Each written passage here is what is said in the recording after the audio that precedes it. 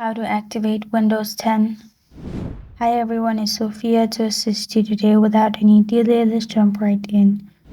First, open search bar, search command prompt. After you do that, click on Run as Administrator. You'll find this kind of screen pop up. In here, type BCD edit, comma, set test signing off as shown on screen. It should be as shown on screen. You can also screenshot this and take text out of it.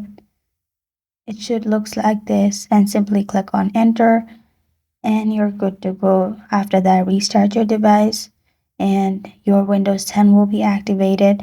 This is how to activate Windows 10. Thank you for joining me today. If this video helps you out, please leave a like and subscribe for more. Got a question or want to suggest a topic? Comment below. And Sophia signing off until next time.